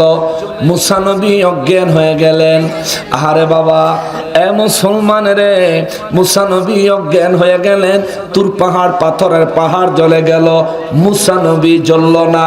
পাথরের পাহাড়ে মাটি ছিল, মাটিও জ্বলে সুরমা হয়ে গেল, মুসা নবী জ্বলল না। কারণটা কি? কারণ মুসা নবীর বডিতে মাটি নাই, মুসা নবীর বডিতে পাথর নাই। যদি পাথর থাকতো ওই পাথরের সাথে সুরমা হয়ে যাইতো, যদি মাটি থাকতো ওই মাটির সাথে সুরমা হয়ে যাইতো। মুসা নবীর দেহ, এই জন্য আমার নবী বলেন সমস্ত নবীদের দেহ হলো জান্নাতি দেহ। চিৎকার দিয়া বলেন আল্লাহু আকবার। কয়েক বছর আগে নাসিরনগর ধর্মমন্ডল এলাকায় একজন বক্তার এই বিষয়টা নিয়ে আমি ধরছিলাম। উনি বক্তব্য দিছিল আমার নবী ছাড়া সব নবী বেলা মাটির। পরে আমি ওনারে কয়েকবার আস্তে আস্তে কইছি হুজুর কথাটা ভুল হইতাছে, আদম নবী ছাড়া আর কারো দেহ মাটির না, আপনি এটা সংশোধন করেন। আমারে দেখে বেটার মনে হয় পছন্দ হয় নাই, বেটা আমার লগে উল্টা পাল্টা তর্ক করা শুরু করছে। পরে বেটারে যখন কইলাম বাবা রে তুর পাহাড় আল্লাহর নূরে তাজাল্লিতে সুরমা হয়ে গেল, যদি মুসা নবী মাটির হয় তাহলে মুসা নবীও তো জ্বলে যাওয়ার কথা। কিন্তু কোরআনে আল্লাহ কয় মুসা নবী অজ্ঞান হয়ে গেলেন, মুসা নবীর জ্ঞান ফিরে আসলো। আমি আল্লাহ জিজ্ঞাসা করলাম খবর কি রে মুসা? মুসা নবী কয় আল্লাহ গো তোমার কথাই সত্য, আমার এই চোখ তোমাকে দেখার মতন ক্ষমতা রাখে না। চিৎকার দিয়া বলেন আল্লাহু আকবার। আমার নবী রাহমাতুল লিল আলামিন বলেন রব্বুল আলামিন আমাকে আদম নবীর থেকে স্থানান্তর করতে করতে সেই দিন মুসা নবী তুর পাহাড়ে কেন জ্বলে যায় নাই জানেন কেন? কারণ হলো আমার নবী বলেন কারণ আল্লাহ পাকের নূর মোবারকের তাজাল্লি যখন তুর পাহাড়ে আমার আল্লাহ নিক্ষেপ করে, ওই সময় আমি নবী মুসা নবীর মেরুদণ্ড মোবারকে সুবহানাল্লাহ। এই জন্য মুসা নবীরে ওই নূর মোবারকের তাজাল্লিতে ধরে নাই। এ মুসলমান রে, সুতরাং আজ থেকে ঈমান আকীদা মজবুত করতে হবে। আমার নবী ঘোষণা দিয়েছেন আদম নবী থেকে আরম্ভ করে আমার নবীর আম্মা জান পর্যন্ত, নবী বলেন আমার বংশের কেউ নাফরমান ছিল না, কেউ বেঈমান ছিল না, কেউ মূর্তির পূজারী ছিল না, কেউ আগুনের পূজারী ছিল না, কেউ কাফের ছিল না। সুতরাং নবীর কথাই ঠিক। নবীজির আব্বা আম্মাকে আল্লাহ জান্নাতুল ফেরদাউসের আলা মাকাম দান করেন, সবাই বলেন আমিন। আমার ওই নূর নবী রাহমাতুল লিল আলামিনের আগমনকে কেন্দ্র করে সর্বপ্রথম মাহফিল করলেন কে? আল্লাহ। এখন তাদের বক্তব্য হইল এই ধরনের মাহফিল সাহাবায়ে কেরাম কেউ করেন নাই, আপনারা যেমন করেন, মানে আমরা যেমন করি আর কি। প্যান্ডেল বানাইলাম, স্টেজ বানাইলাম, একজন বক্তা, দুইজন বক্তা, তিনজন বক্তা দাওয়াত দিলাম, এলাকার গণ্যমান্য ব্যক্তিদেরকে অতিথি সভাপতি, প্রধান অতিথি, বিশেষ অতিথি, উদ্বোধক বানাইলাম। এইভাবে বানায় আর সমাজের সব মানুষদেরকে নিয়ে, সুন্নি মুসলমানদেরকে নিয়ে সুন্দর একটা অনুষ্ঠান করলাম। এখন হেরা কয় এইভাবে সাহাবায়ে কেরাম করে নাই, তো সাহাবীরা যেমনে করছে তুমি হেমনে করবানি। আমার প্রশ্ন, সাহাবীরা যেমনে করছে তুমি হেমনে করবানি? যদি বলো হ্যাঁ সাহাবীরা যেমনে করছে আমি হেমনে করবো, করবি? হ্যাঁ করবো। করবি? হ্যাঁ করবো। আবু বকর সিদ্দিক রাদিয়াল্লাহু তাআলা আনহু আমার নবীর সঙ্গে হিজরত করার জন্য 6 মাস দরজার পাশে দাঁড়ায় ছিলেন, ঘুমান নাই। সুবহানাল্লাহ। তুই 6 মাস দরজার পাশে দাঁড়ায় থাইস। 2 নাম্বার ওমর রাদিয়াল্লাহু তাআলা আনহু নিজের বাপের গর্দান কেটে ফেলেছিল, তুই তোর বাপের কল্লা কাটবি। সাহাবীরা যেমনে করছে তুই হেমনে কর দেখি। 3 নম্বরে ওয়াইস করনী রাদিয়াল্লাহু তাআলা আনহু মুখের 32টা দাঁত ভেঙে ফেলেছিল। উহুদের ময়দানে আমার নবীর দান মোবারক শহীদ হয়েছে এই কারণে। ও মৌলবী তোর মুখে দাঁত রইছে কেমনে রে? নিজের মুখ দাঁত লইয়া সুন্নিদেরকে বেদাতি বলো। আয় তোর ফতু আজকে তোরে গুল্লা খাওয়াই দিম। বেদাত তুই কি দিয়া কস? সাহাবীরা করে নাই। কেমনে জানলা? আরে বুখারীতে নাই, মুসলিমে নাই, তিরমিজিতে নাই, আবু দাউদে নাই, নাসাইতে নাই, ইবনে মাজাতে নাই, আকাইদে নসফের মধ্যে নাই, আয় হায় হায় তাফসীরের কিতাবের মধ্যে নাই। আছে, এটা পরে যাবো। তোর কথাই মানলাম নাই, এই কিতাবগুলিতে নাই দেখে তুমি বেদাত বললা। বেদাত কেন? রাসূলের জামানায়, সাহাবায়ে কেরামের জামানায় আপনাদের মতো এইভাবে মিলাদুন নবী ছিল না। তো ঠিক আছে ভাই, তুমি যেই কিতাব থেকে ফতোয়া দিলা, বুখারী, মুসলিম, তিরমিজি, আবু দাউদ, নাসাই, ইবনে মাজাহ, এই কিতাবগুলো কি নবীজির যুগে ছিল? এই পৃথিবীতে বর্তমানে যত ফতোয়ার কিতাব আছে, এই ফতোয়ার কিতাবগুলো নবীজির যুগে, সাহাবায়ে কেরামের যুগে ছিল না। তো তুই যে কিতাবের তেনে ফতোয়া দিলে এই কিতাব হইতো বেদাত নাকি? নবীর যুগে না থাকলেই তো বেদাত, সাহাবায়ে কেরামের যুগে না থাকলেই তো বেদাত। তো এই কিতাব তো ছিল না, তাহলে কিতাব বেদাত। মসজিদের ইমামের বেতন আছে নি আপনার এলাকায়? বেতন দেননি, কম আর কি, অল্প দিয়া কয় ইমাম সাহেবরা এত টেহা লাগে না, আল্লাহ সালাম। এইটা একটা মানে ইমাম সাহেবরা নির্যাতন করে আর বড় সান্ত্বনা পুরস্কার দেবেন, এটি করেন না। বেশি করে ইমাম সাহেবের বেতন দিবেন। ইমাম সাহেব খাইলে ইমাম সাহেবের ফলাফল এটি আবার দিন ধর্মের কাজ করব, ঠিক কিনা বলেন? সুতরাং এদেরকে বেশি করে বেতন ফেতন দিয়ে নহন তো বেলে সরকারি সার্কুলার পাস হয়েছে, ইমাম সাহেবরা তো লালে লাল। হ্যাঁ পাইবেন, যেহেতু নাম এসে গেছে খাতায়, পাইব ইনশাআল্লাহ, ইনশাআল্লাহ পাইব। লাইনে থাকেন, আপনারা আর ইমাম সাহেবরা ঠগাই থাকতেন না, আল্লাহ ব্যবস্থা করে দিছে। এর জন্য দোয়া করি আমার সাবেক অধ্যক্ষ মহোদয় ডক্টর কাফিলউদ্দিন সরকার সালেহী হুজুরকে। হুজুর শেখ হাসিনায় থাকতে ইমামদের বেতনের ব্যাপারে এই প্রস্তাব দিয়েছিল, দেরি হইলেও হুজুরের প্রস্তাব সরকারের কাছে গ্রহণযোগ্য হয়েছে। মারহাবা বলেন। কিন্তু দুঃখের বিষয় হলো বেতন যারা নিব, বেতন যারা পাইব বলে সরকার ঘোষণা দিল, এদের মধ্য থেকে কাউরে দেখলাম না ডক্টর কাফিলউদ্দিন সরকার সালেহীরে একটা ধন্যবাদ দিতে, কেউরে দেখলাম না। কি অকৃতজ্ঞ! এর লেগে এত বছর পর্যন্ত করে 1500, 2000 আর 3000 টাকা বেতনে আল্লাহ এর লেগে খাড়াইছে, হুদাহুদি খাড়ায় না। নিমক হারামের দল এই লোক সরকারের কাছে ইমামদের বেতনের ব্যাপারে প্রস্তাব করার কারণে আপনাকেও কথা কই না, এই মুলুবীর জাত কতগুলো অসভ্য আছে, এরাই এই লোকটার নির্মম অপপ্রচার করছে, সমালোচনা করছে, বেজ্জতিমূলক কথাবার্তা ফেসবুকে লেখালেখি করছে। ওখান থেকে বেতন দিব নিয়ে খাবি কেমনে, শরম করতো না? বেদ্য একেবারে ঠিক কথা কইছে। আপনারা বড় করে ধন্যবাদ, 500 বার ধন্যবাদ। হেরা গিয়ে মন্দির পাহারা দিতারে, হেরাম মসজিদের বেতন নিয়ে লজ্জা থাকলেও নিয়ে খাইব, ঠিক ঠিক নেই না? আমি একলাই ঠিক, সকল তো ঠিক, সকল তো ঠিক, ঠিক কি কম না বেশি? আসতে না জোরে, জোরে বলতে হবে ঠিক। আল্লাহ কাফিলউদ্দিন সরকার সালেহী হুজুরকে হায়াতে তাইয়্যিবা দান করুন, জোরে বলেন আমিন। এ মুসলমানেরা রে, আমার পেয়ারা নবীর উম্মতেরা রে, ইমাম সাহেবদের জন্য সরকারি বেতনের বাজেট হয়েছে। এই সরকারি বেতন নেওয়া, এলাকার মানুষের বেতন নেওয়া, ইমামতি কইরা, এটা একটা ডাইরেক্ট বেতন, এটা হলো ডাইরেক্ট বেতন। আমার নবী ইমামতি করছেন, জীবনে কোনোদিন বেতন নিছেন? তুমি নাও কেন ভাই? আবু বকর রাদিয়াল্লাহু, ওমর রাদিয়াল্লাহু তাআলা আনহু মসজিদে নববী শরীফের খতিব ছিলেন, ইমাম ছিলেন। আমার রাসূলের ইন্তেকাল মোবারকের পরে খেলাফতের দায়িত্ব পালনকালে তারা কি কোনোদিন রাষ্ট্রের কোষাগার থেকে বেতন নিছেন? তারা রাষ্ট্রনায়ক ছিলেন, আরে অর্ধেক পৃথিবী শাসন করেছিলেন।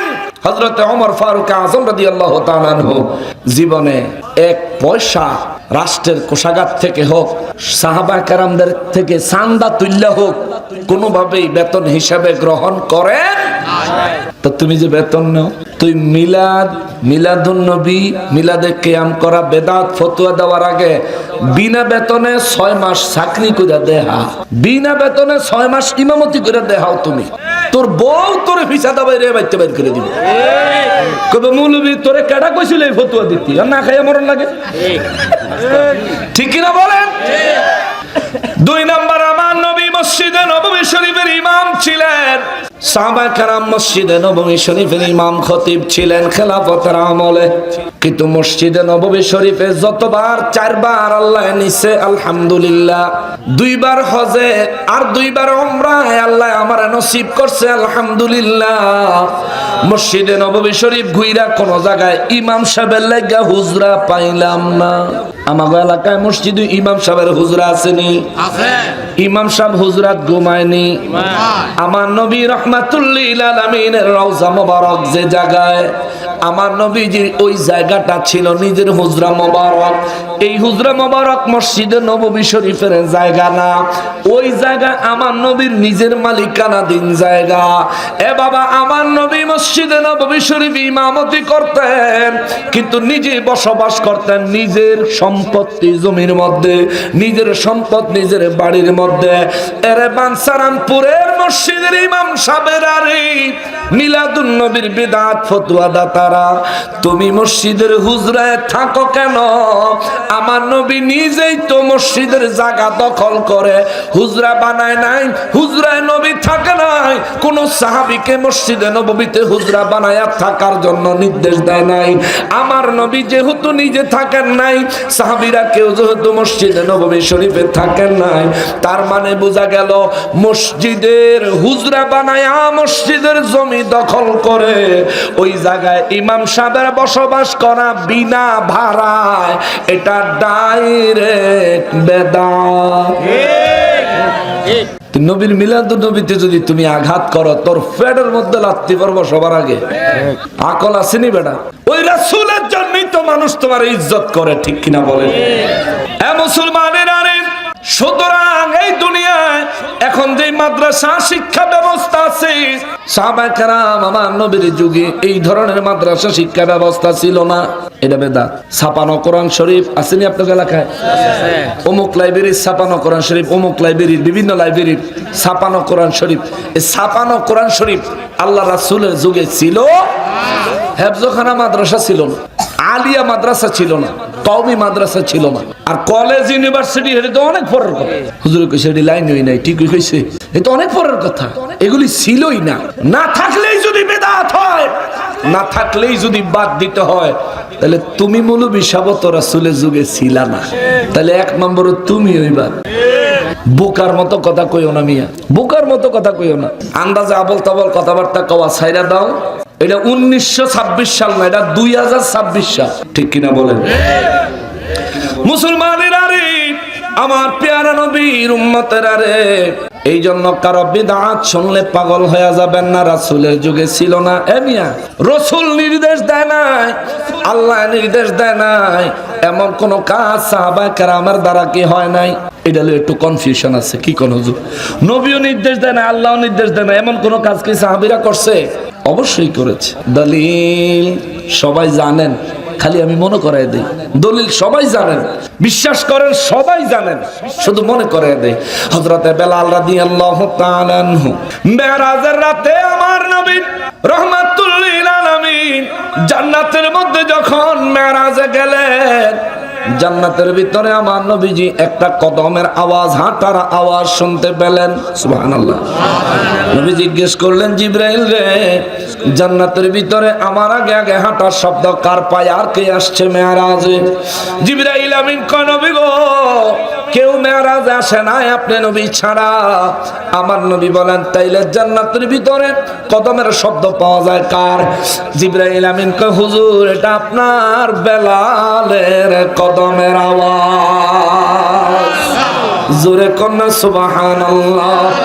নবী কয়, জিবরাইল রে, আমার আগে বেলালের কদমের আওয়াজ জান্নাতে কিভাবে পৌঁছাইলো? জিবরাইল আমিন কয়, হুজুর, এটা বেলাল জানে, আল্লাহ জানে। সুবহানাল্লাহ। আমার নবী মেরাজ থেকে আয়েশা কয়, বেলাল আমার কাছে আয়, আমার কাছে বসো। বেলাল রাদিয়াল্লাহু তাআলা আনহু নবীজির খেদমতে দাঁড়ায় রইলেন।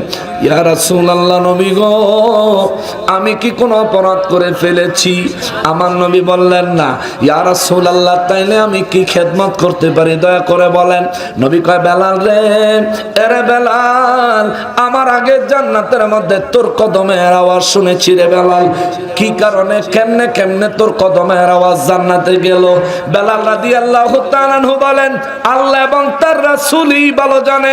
আমি বেলাল তো গোলাম, আমি বেলাল তো নাদান, আমি কেমনে জানবো? আমি তো বলতে পারি না গো নবী।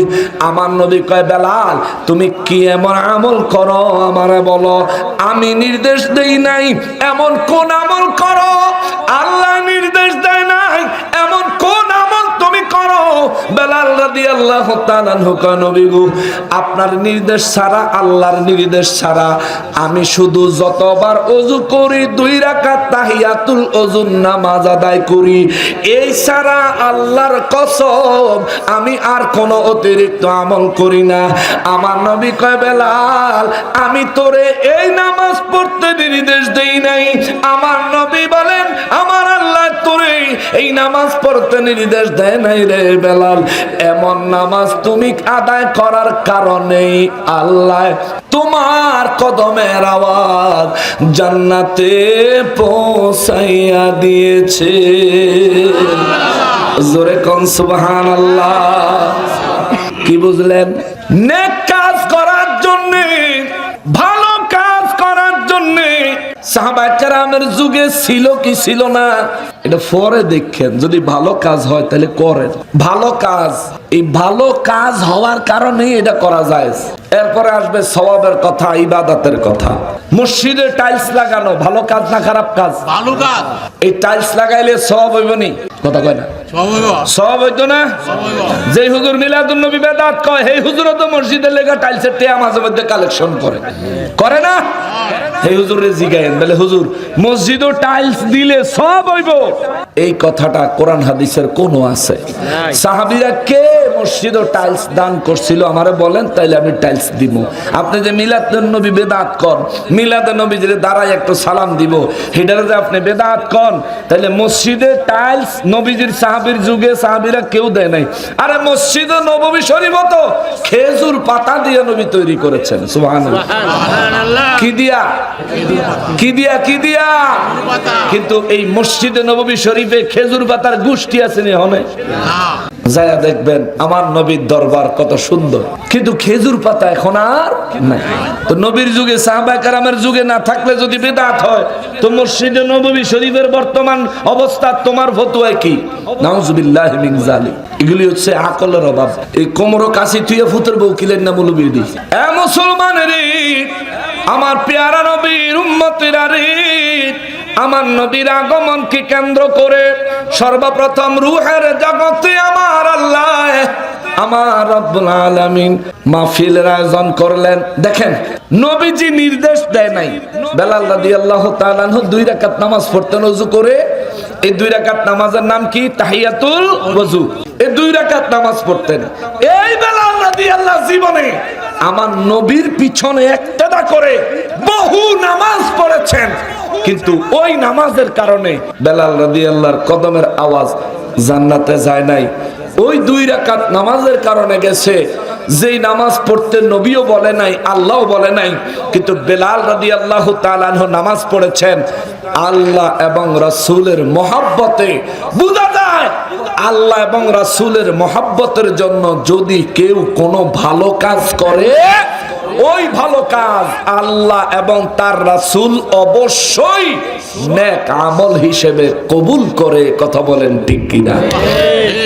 এই দৃষ্টিকোণ থেকেই আমরা মসজিদকে সাজাই, টাইলস লাগাই, বিদ্যুৎ ব্যবহার করি, ফ্যান ব্যবহার করি, এসি ব্যবহার করি। আমরা মসজিদে আরামে আল্লাহর ইবাদত করার জন্য, ডিস্টার্ব ফ্রি আল্লাহর ইবাদত করার জন্য অনেকভাবে সুসজ্জিত করি।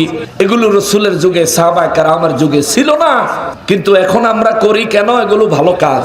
আমরা নিয়ত রাখি, আশা রাখি এই ধরনের ভালো কাজের জন্য আমাদেরকে সওয়াব দিবেন কে? আল্লাহ। এই আশা আসেনি? আসেনি? আসেনি? আছে। আল্লাহ কবুল করুক। জোরে করে আমিন। তাইলে যদি কোনো হুজুর আইয়া আপনি করে মিলাদুন নবী সাল্লাল্লাহু আলাইহি ওয়াসাল্লাম পালন করাকে বিদআত বলে ফতোয়া দিতে চায়, হে হুজুর রে কইবেন আপনি যেই কিতাব তেনে ফতোয়া দেন সেই কিতাব ওই বেদাত। আলা আগে সেই কিতাবের দাঁত আছে এটা প্রমাণ করেন। আর আপনি যে হুজুর কেমনে হইছেন, আপনার নামের আগে মুফতি, কোন সাহাবীর নামের আগে মুফতি আছে? তো এটা তো একটা বেদাত। কোন সাহাবীর নামের আগে মুফতি ছিল না, তাইলে আপনার নামের আগে মুফতি কেন? খুব আচ্ছা ঠিক আছে, এটা আজকে বাদ দিলাম।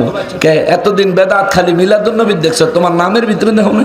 আল্লাহ হেদায়েত নসিব করুক, জোরে পড়েন আমিন।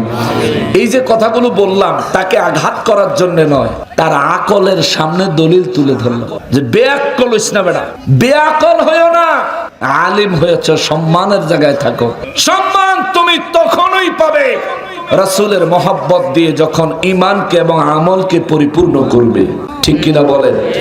তোমার ঈমানে তুমি একদিকে আল্লাহ এবং রাসূলের কথা বলো, আরেক দিকে আল্লাহ রাসূলের মহব্বতের কাজ কেউ করতে গেলে তুমি তাকে বাধা প্রদান করো। কে দিছে তোমার এই অধিকার? কে দিছে? তুমি না এই এলাকার বেতনভুক্ত ইমাম? এলাকার মানুষের বেতন দিলে তোর সংসার চলে, আর তুমি এই এলাকার মানুষেরই আল্লাহর ইবাদত নবীর মহব্বতে বাধা দাও। মনে রাখবা সময় আসতেছে, এমনও হইতে পারে ওই রোহিঙ্গারা তো মায়ানমারের এদিকে দিক গিয়া বাঁচছে, তোর আর মনে হয় বাঁচন নাই রে। এর লেগে হিন্দুদের কাছে আশ্রয় নিতেছে, কেউ আশ্রয় দিতে পারবে না। এই জাতি যদি একবার খেপে, পাকিস্তানি করে যেমন সাইজ দিছে 71 সালে, আবার সাইজ হবে। ঈমান আকীদার জন্য 71-এ যুদ্ধ হয়েছে জন্মভূমি রক্ষার জন্য। এখন যদি আরেকটা যুদ্ধ হয় ইনশাআল্লাহ ঈমান আকীদার জন্য একবার নয় 1000 বার হলে জীবন দিয়ে দিব, কোনো আপত্তি নাই। ঠিক কিনা বলেন? আল্লাহু আকবার। কষ্ট হইতেছে আপনি গো? আর 30 মিনিট, আর 30টা মিনিট। এবার দলিল আদিল্লাহ সহ আমি গুছায় আসতেছি, শুনুন। আমার নবী রাহমাতুল্লিল আলামিন মিলাদুন নবীকে কেন্দ্র করে আমরা কিছু করলে আমাদেরকে এগুলোর ব্যাপারে তারা বলতে চায় অতিরঞ্জিত, অতিরিক্ত, এমন কথা বলে। আচ্ছা ভাই, অতিরিক্ত অতিরঞ্জিত যে কইলা, আমার নবীর আগমনকে কেন্দ্র করে আল্লাহ কি কি করছে তোমার ধারণা আছে? আমার নবী যেদিন দুনিয়ায় আগমন করবেন রব্বুল ইজ্জাতের নির্দেশে জান্নাতকে সাজানো হয়েছে। সুবহানাল্লাহ। জোরে, আরো জোরে। আল্লাহর নির্দেশে জান্নাতকে সাজানো হয়েছে। আমার নবী যেদিন দুনিয়ায় আগমন করবেন, আমার আল্লাহ তামাম কুল কায়নাত আমার নবীর আগমনকে কেন্দ্র করে সাজাইছেন। এই জন্য আমার নবীর আগমনকে কেন্দ্র করে আমার আল্লাহ কালামে হাকিমে সূরা ইউনূসের 57 নম্বর আয়াতের মধ্যে আল্লাহ বলেন, ইয়া আইয়ুহান নাসু ক্বাদ জাআতকুম মাওইযাতুম মির রাব্বিকুম। এ দুনিয়ার মানুষেরা রে, আমি আল্লাহর পক্ষ থেকে তোমাদের মাঝে এসে গেছে আমি আল্লাহর বিশেষ আদেশ। জোরে কন্যা সুবহানাল্লাহ। ওয়া শিফাউল লিমা ফিস সুদূর। রব্বুল আলামিন বলেন, যাদের কলবে রোগ আছে, অন্তর যাদের রোগে আক্রান্ত, ওদের অন্তরের রোগ নিরাময়ের জন্য শিফা আমি আল্লাহর পক্ষ থেকে এসে গেছি। সুবহানাল্লাহ। দেখেন, এক নাম্বার হলো মাওইজাতুন, আমি আল্লাহর উপদেশ তোমাদের মাঝে এসে গেছে। 2 নম্বরে হলো শিফাউন, আমি আল্লাহর শিফা এসে গেছে, আমি আল্লাহর আরোগ্য এসে গেছে, আমি আল্লাহর রোগ মুক্তি এসে গেছে। কোন রোগের মুক্তি? আমার রব্বুল ইজ্জাত বলেন, লিমা ফিস সুদূর, তোমাদের কলবের মধ্যে যত রোগ আছে সমস্ত রোগের শিফা এসে গেছে। ওয়া হুদাও ওয়া রাহমাতুল লিল মুমিনিন। আল্লাহ কয় মুমিনদের জন্য হিদায়াত এবং মুমিনদের জন্য আমি আল্লাহর রহমত। আমার হাবিবুল্লাহ আসমানি কিতাব কোরআনুল কারীম নিয়ে তোমাদের মাঝে এসে গেছে। জোরে বলেন সুবহানাল্লাহ। কে বললেন? কথা কন না কা? কে বললেন? সূরা ইউনূস 57 নম্বর আয়াত। রব্বুল ইজ্জত বলেন, আমার হাবিব ঈমানওয়ালাদের জন্য, তোমাদের জন্য উপদেশ, তোমাদের রূহের কলবের রোগের শিফা নবীজি। সুবহানাল্লাহ। 3 নম্বরে আল্লাহ বলেন, ওয়াহুদাও ওয়া রাহমাতুল লিল মুমিনিন, মুমিনদের জন্য আমার হাবিবুল্লাহ হলেন হেদায়েত, মুমিনদের জন্য আমার হাবিবুল্লাহ হলেন রহমত। এরপরে আল্লাহ কয়, কুল নবী গো আপনি বলে দেন। আগের আয়াতে আল্লাহর কথা আল্লাহ বলছে, নবীর পরিচয়, আসমানি কিতাবের পরিচয় আল্লাহ দিয়েছেন। আল্লাহর হাবিবের কথা বলতে গিয়ে আল্লাহ বলেন তিনি হচ্ছেন মাউইযাতুন, উপদেশ, ওয়া শিফাউন, তিনি হচ্ছেন কলবের রোগের শিফা। 3 নম্বর আল্লাহ বলেন ওয়াহুদাও ওয়া রাহমা, আর তিনি হলেন হেদায়েত এবং রহমত লিল মুমিনিন, শুধু মুমিনদের জন্য। সুবহানাল্লাহ, সুবহানাল্লাহ, শুধু মুমিনদের জন্য। নবী হলেন আদেশ, উপদেশ কার কার কার কার? মুমিনদের জন্য। কলবের রোগের শিফা আমার নবী, মুমিনদের জন্য নবী হেদায়েত, মুমিনদের জন্য নবী রহমত। জোরে কন্যা সুবহানাল্লাহ। এবার আল্লাহ কয়, কোন হুজুর এবার আপনি বলেন। সুবহানাল্লাহ কোন হুজুর এবার আপনি বলেন। বিফাদলিল্লাহি ওয়া বিরহমাতিহি, আমি আল্লাহর পক্ষ থেকে আমার অনুগ্রহ কোরআনুল কারীম, ওয়া বিরহমাতিহি, এবং আমার রহমত, আপনি নবী রাহমাতুল লিল আলামিন যেদিন তাশরীফ এনেছেন, ওই আগমনকে কেন্দ্র করে দুনিয়ার মানুষ যেন ফাবিজালিকা ফালইফরাহু, দুনিয়ার মানুষ যেন আনন্দ প্রকাশ করে। জোরে কন্যা সুবহানাল্লাহ। কার হুকুম? আল্লাহর। জোরে বলেন কার হুকুম? আল্লাহ। নবীর আগমনে খুশি হওয়া ঈমানদারের জন্য ফরজ। নবীর আগমনে খুশি হওয়া ঈমানদারের জন্য ফরজ। এখন খুশি কেমনে হইবেন? আমরা জুলুসে বের হই, এটা আমাদের খুশি। আপনি যদি চান যে বাড়ির বইয়ে থেকে খুশি হইবেন, এটা আপনার খুশি। আপনি যদি চান নবীর আগমনকে কেন্দ্র করে 200 রাকাত 500 রাকাত নামাজ পড়ে খুশি উদযাপন করবেন, এটা আপনার খুশি। আল্লাহ সব ধরনের খুশি, সব ধরনের বৈধ হালাল খুশিকে সমর্থন করেছেন। বিদায় কেমনে খুশি হইবেন এই কাইফিয়ত আল্লাহ বলে নাই। আল্লাহ শুধু বলছেন ফাবিজালিকা ফালইফরাহু, তোমরা এর জন্য খুশি উদযাপন করো, আনন্দ প্রকাশ করো। জোরে কন্যা সুবহানাল্লাহ। আপনি যেমনে পারেন হেমনে খুশি প্রকাশ করেন। এখন আপনি খুশি হয়েছেন, এটা কেমনে বুঝবো? যদি আরেক খুশি হওয়া ব্যক্তির উপর আক্রমণ করেন, আরেকজন খুশি উদযাপন করতেছে রাস্তায় বাইর হইয়া, পতাকা লইছে, পাগড়ি বাঁধছে, নতুন কাপড় পরছে, স্লোগান দিতেছে নূর নবী এসেছে, নূর নিয়ে এসেছে। আপনি হেবেটার উপরে গরম পানি ডাললেন, তার মানে কি বোঝা গেল? নবীর আগমনে আপনি খুশি হয়েছেন না? নবীর আগমনে আপনি শুধু বেজার হয়েছেন তা না, অন্য কেউ নবীর আগমনে খুশি হয়েছে, আপনি এইটাও সহ্য করতে পারতেছেন না।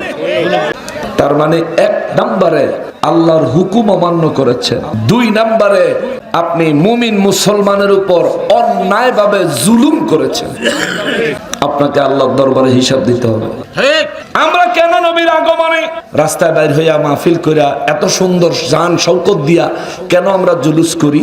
কারণ আল্লাহ বলছেন হুয়া খায়রুম মিম্মা ইয়াজমাউন, তোমার সারা জীবনে যা কিছু জমায়েত করেছো, যত আমল করেছো, সমস্ত আমলের চাইতেও আমি আল্লাহর কাছে আমার নবীর আগমনে খুশি প্রকাশ করার দাম বেশি।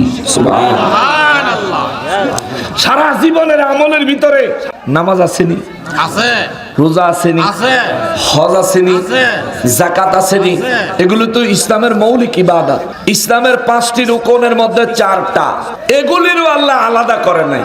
হুয়া খায়রুম মিম্মা ইয়াজমাউন, সারা জীবনে নামাজ রোজা হজ যাকাত যা করছো, আরো নফল ইবাদত যা করছো, সমস্ত কিছুর চাইতে আমার হাবিবুল্লাহর আগমনের আনন্দ উদযাপন করাটাকেই আমি আল্লাহ তোমার জন্য সর্ব উত্তম বলে ঘোষণা দিলাম। সুবহানাল্লাহ।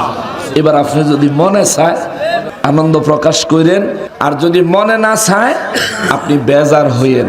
যদি আনন্দ প্রকাশ করেন, মদিনাবাসীদের সঙ্গে সাহাবায়ে কেরামের সঙ্গে আপনার হাসর হবে।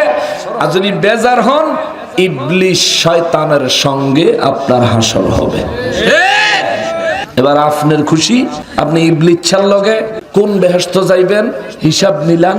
আমরা সাহাবায়ে কেরামের সঙ্গে আমার নবীর আগমনকে কেন্দ্র করে আল্লাহ খুশি হইছে, ফেরেশতারা খুশি হইছে। আহা ওরে জান্নাততে হাওয়া মরিয়ম আসিয়া হাজেরা মিলাদুন নবী পালন করতে এসেছিলেন তারা।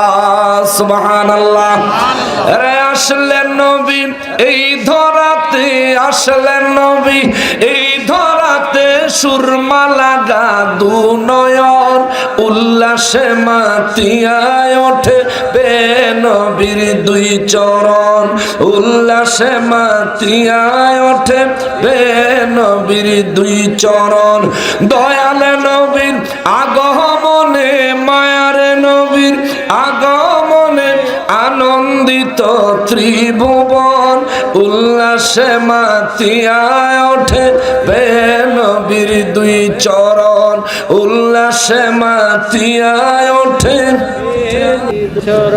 আল্লাহ কবুল করুক, জোরে কোন আমিন। সুতরাং আমার নবীর আগমনে মিলাদুন নবী সাল্লাল্লাহু আলাইহি সাল্লাম উদযাপনে খুশি প্রকাশ করা ঈমানওয়ালা মুমিন মুসলমানের উপর আল্লাহ পাকের ন্যস্ত করা দায়িত্ব। এখন আপনি এই খুশি নিজের জায়গা থেকে বৈধ পন্থায় যে কোনো ভাবে উদযাপন করতে পারেন। তবে আমরা মনে করি, ওলামায়ে আহলে সুন্নাত ওয়াল জামাত মনে করে, আমরা জুলুসের মাধ্যমে আকাশ বাতাসকে মুখরিত করে বেদিনদেরকে পর্যন্ত আমরা জানান দিয়ে দিতে সক্ষম হই যে আজ আমার নবীর আগমনের তারিখ, এই তারিখে আল্লাহর তামাম কুল কায়নাত ধন্য হয়েছে, আমরাও নবীর আগমনকে ধন্য হয়েছি এই হিসাবে গ্রহণ করলাম। জোরে কোন সুবহানাল্লাহ। এবার নবীজির মিলাদ শরীফে আমরা যে কিয়াম করি, দাঁড়াইয়া নবীজিকে সালাম দেই, এই ব্যাপারে অনেকেরই অবজেকশন থাকে, দাঁড়ানো যাবে না, এরকম অবজেকশন দিয়ে থাকে। ভাই দাঁড়ানো যাবে না, মিলাদ শরীফে পড়ার সময় দাঁড়ানো যাবে না, এই কথাটা কোথায় বলছে আমি একটু জানতে চাই, কোথায় বলেছে? আপনি বলবেন মিশকাত শরীফের 403 পৃষ্ঠায় আমার নবী বলেছেন সাহাবায়ে কেরামদেরকে, তোমরা অনারবদের মতো দাঁড়াইও না। আমার নবী বলছেন অনারবদের মতো দাঁড়াইও না, বুঝেন? আমার নবী বলছেন। আচ্ছা মনে করেন আপনি পানি খান, অনেক মানুষ, অনেক বাচ্চারা পানি খাওয়ার সময় গলার মধ্যে ঢক ঢক আওয়াজ হয় না গিলার সময়? তখন মায় দাদিয়ে না নিয়ে বাচ্চারা তখন কি কয়? হে বেটা গরুর মতো পানি খাস, খা, সুন্দর করে খা। অর্থাৎ পানি খাইতে নিষেধ করছে না, না বাবা তুমি পানি খাও, কিন্তু অভ্যাস পরিবর্তন করো। যে অভ্যাসে খাও এটা ভালো অভ্যাস না, গলার মধ্যে আওয়াজ যেন না হয়। নবীজি বললেন অনারবদের মতো দাঁড়াইও না, দাঁড়াও কিন্তু ওই অনারবদের মতো না। অনারবরা কেমনে দাঁড়াইতো? অনারবরা তাদের বাচ্চাদেরকে তাজিম দিত এই মাথা নোয়াইয়া রুকুর মতো। নামাজে রুকু করেন না, রুকুর মতো অনারবরা তাদের বাচ্চাদেরকে তাজিম করত।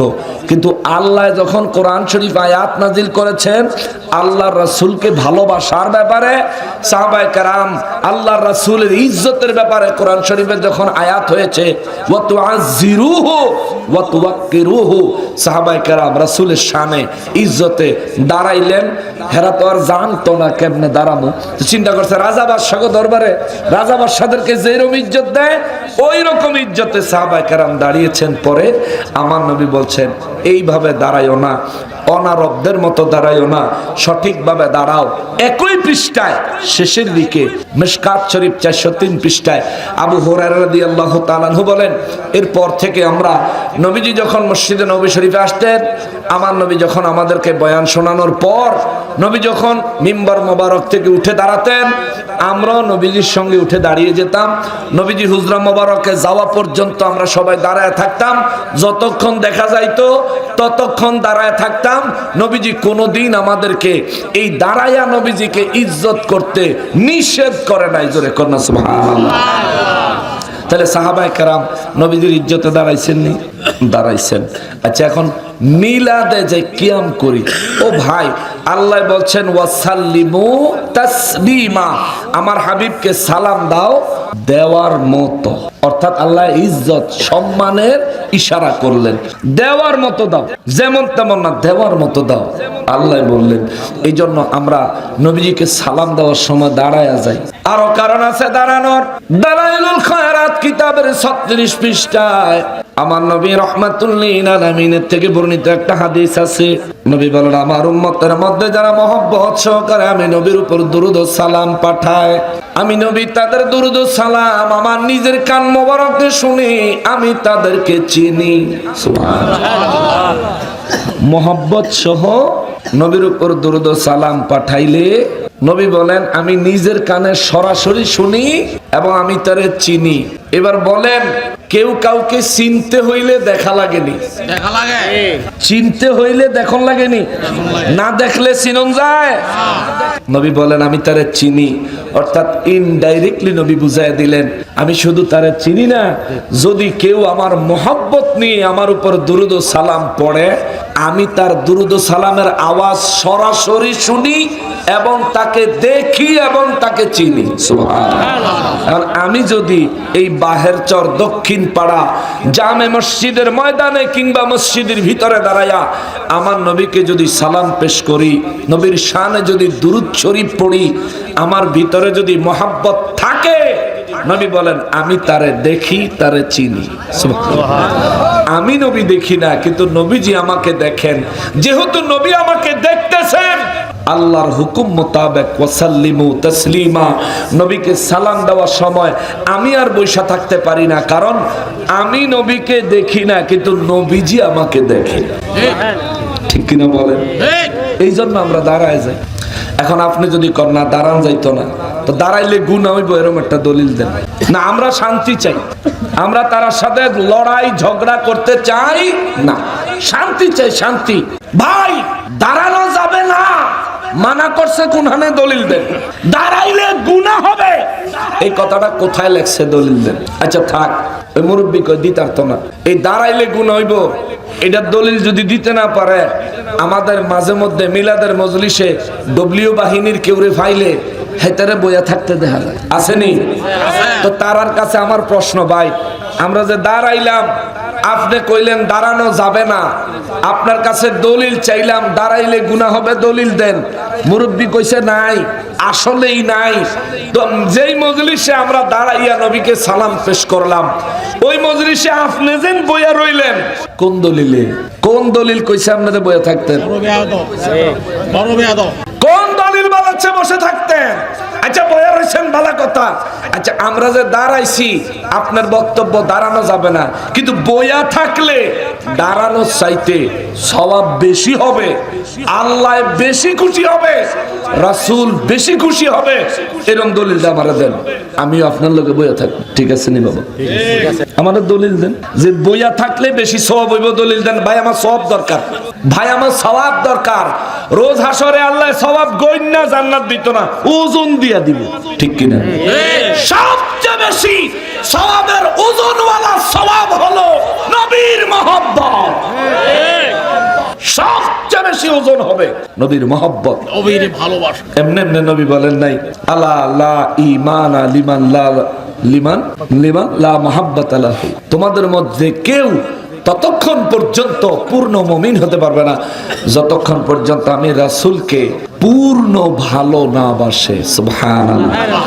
পূর্ণ ভালো কতটুকু? ভালোবাসা কতদূর? ওমর রাদিয়াল্লাহু তাআলা আনহু নবী জিজ্ঞাসা, ওমর তুমি আমারে কতটা ভালোবাসো? হুজুর, জানডা ছাড়া আল্লাহর কুল কায়নাতের সবকিছুর চাইতে আপনারে বেশি ভালোবাসি। সুবহানাল্লাহ। নবীজি ওমর রাদিয়াল্লাহর হাতটা ধরা ছিলেন, ছেড়ে দিলেন। ওমর রাদিয়াল্লাহু তাআলা আনহু ভয় পেয়ে গেলেন, ইয়া রাসূলুল্লাহ, আমি কি ভুল করেছি? আমার নবী বললেন, ওমর, যতক্ষণ পর্যন্ত তুমি তোমার প্রাণের চাইতে বেশি আমি নবীকে ভালোবাসতে না পারবে, ততক্ষণ পর্যন্ত তুমি পরিপূর্ণ মুমিন হতে পারবে না। ওমর রাদিয়াল্লাহু তাআলা আনহু বলেন, ওয়াল্লাহি হুজুর, আল্লাহর কসম, এই মুহূর্ত থেকে আমি ওমর আপনি নবীকে আমার প্রাণের চাইতেও বেশি ভালোবাসি। আমার নবীকে, ওমর, তুমি এই মাত্র মুমিন হইলা। সুবহানাল্লাহ। এই মাত্র মুমিন হইলা ওমর, মুসলমান। সেজন্য রোজ হাশরের ময়দানে নবীর মোহাব্বতের ওজন হবে সবচেয়ে বেশি। দাঁড়ায়া সালাম দিলে আল্লাহ কি পরিমাণ সওয়াব দিবে এটা আল্লাহই জানে ভালো, কিন্তু আমি তো দাঁড়াই নবীর মোহাব্বতের জন্য, নবীর ভালোবাসার জন্য, এটার জন্য আমি দাঁড়াই। কিন্তু আপনি দাঁড়াইলেন না কেন?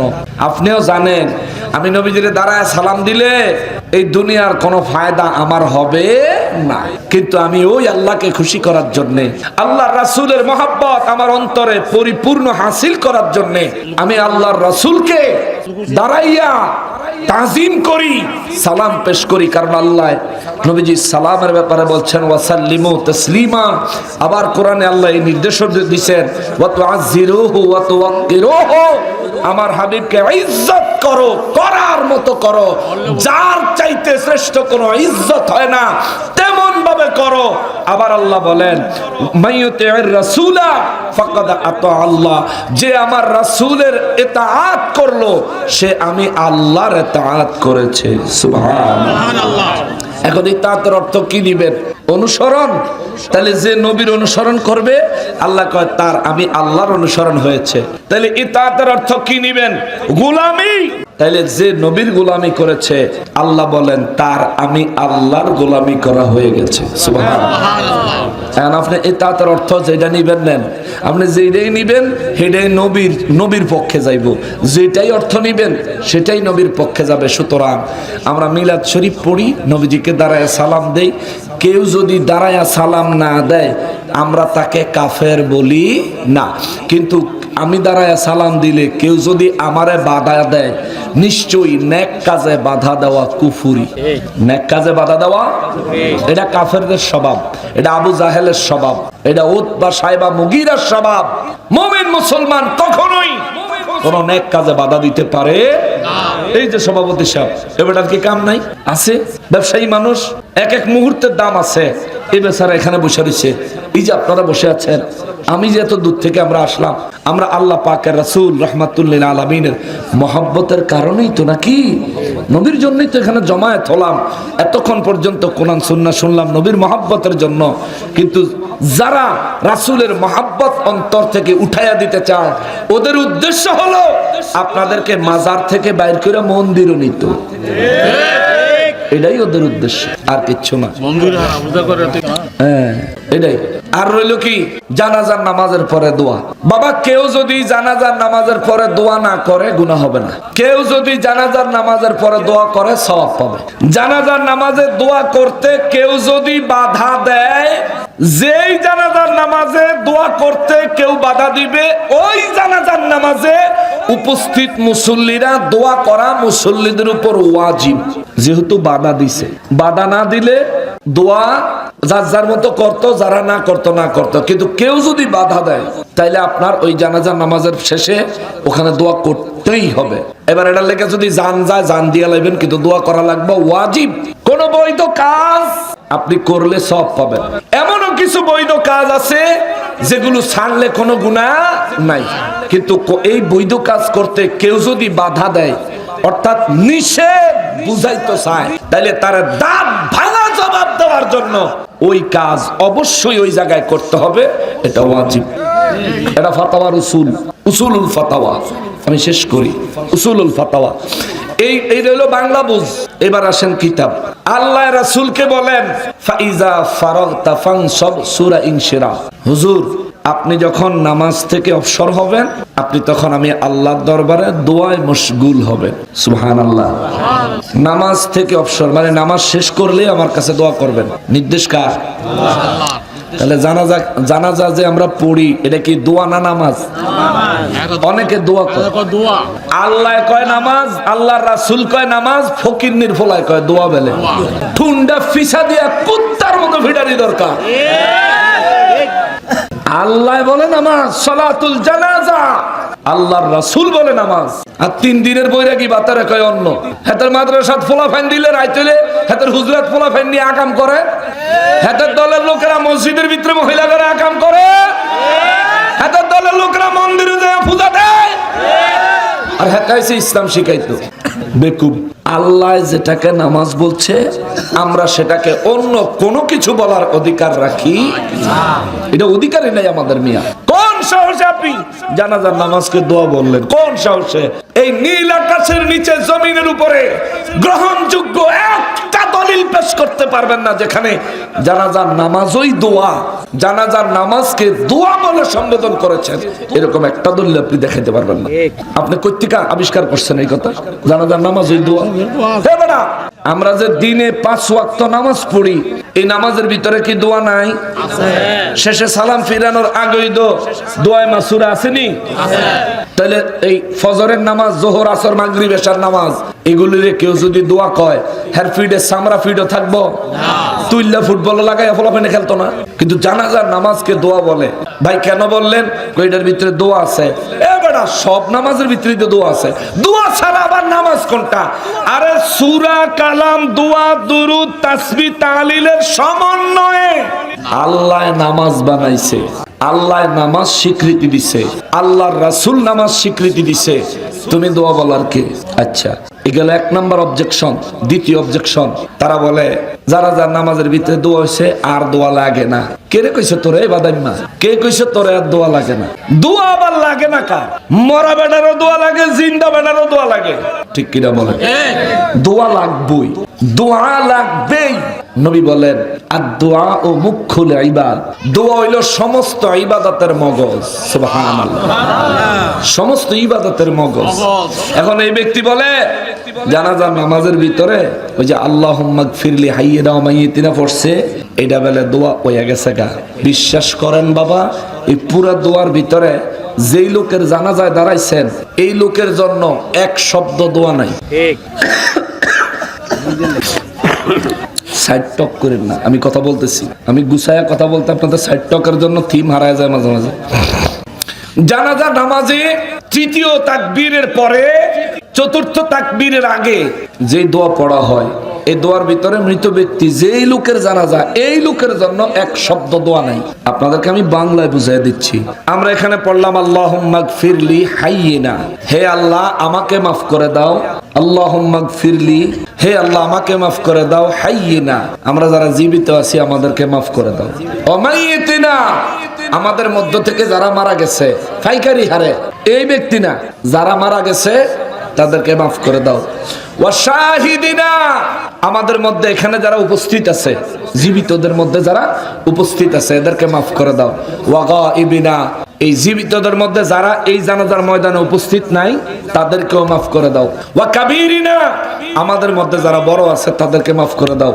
ওয়া সগীরিনা, যারা আমাদের মাঝে ছোট আছে তাদেরকে মাফ করে দাও।